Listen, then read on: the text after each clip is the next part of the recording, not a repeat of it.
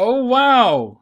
Exactly what I wanted, another Pinkie Pie episode. Oh wait, that was the last video, what am I thinking? Okay DHX, will you stop bending over backwards to please me? 3 out of the last 5 episodes prominently featured Pinkie Pie, and the last 3 episodes in a row have prominently featured Twilight Sparkle. I thoroughly enjoyed this episode, and I'm pleased as punch that this season is focusing so heavily on my favorite half of the main 6, but let's face it, my potential enthusiasm for this season is pretty much plateaued. So unless you're willing to go that extra mile to pander to me specifically by letting Dave Polsky write Sweetie Belle episodes for the last half of the season, or by making Twilight canon, I suggest that you give some of the other characters a bit of a spotlight. But anyway, long story short, I thought this episode was fucking metal, but only based on all of my dumb headcanons that nobody cares about. Like the irresponsibility of Celestia giving Twilight the title of Princess of Friendship even though there's Pinkie Pie there spreading friendship and laughter and smiles wherever she goes.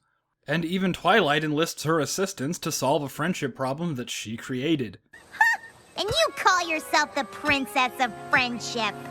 What is Celestia thinking, where the ability to use friendship magic destructively is more important than the ability to actually, you know, be friendly? Celestia has Twilight as a blindly loyal pupil who is scared shitless of her. She might banish you from Equestria, or throw you in a dungeon, or banish you and then throw you in a dungeon in the place that she banishes you to! But on top of that, she lives in this place that I always thought was a research lab or a library or something, but apparently no one's been there since Twilight left Canterlot. It's exactly how he left it. Nobody thought to reclaim this bit of prime real estate, or even break in and loot it? Is that because everyone is too afraid to go near a property claimed by Celestia and given to one of her pupils? But in less esoteric news, this episode does address a problem that I brought up way back in my Rainbow Rocks video, that none of the main 6 have friends besides Pinkie. And it's nice to see Twilight actually getting to spread the magic of friendship, and not just this particular application of the magic of friendship. So Moondancer is a recolored Twilight. We all noticed this. Moondancer is totally devastated by Twilight not showing up to her party. We also all noticed this. So combined these two things, Moondancer is totally obsessed with Twilight Sparkle. Twilight Twinkle? Yeah, she mispronounces her name in the library, but it's not like you want somebody who you're totally obsessed with to know that you're totally obsessed with them. All her other friends remembered her name just fine. Twilight Sparkle! And they probably all had lives.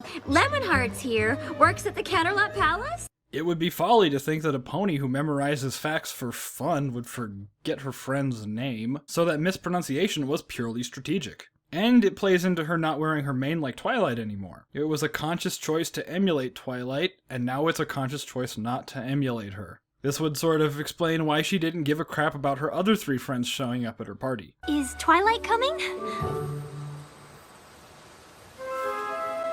Oh. But now that I think about it, how did Twilight see that? Oh well, I'm sure it's the exact same way Luna saw this. Out of context, this would be hilarious. Please, you've got to let me make this up to you.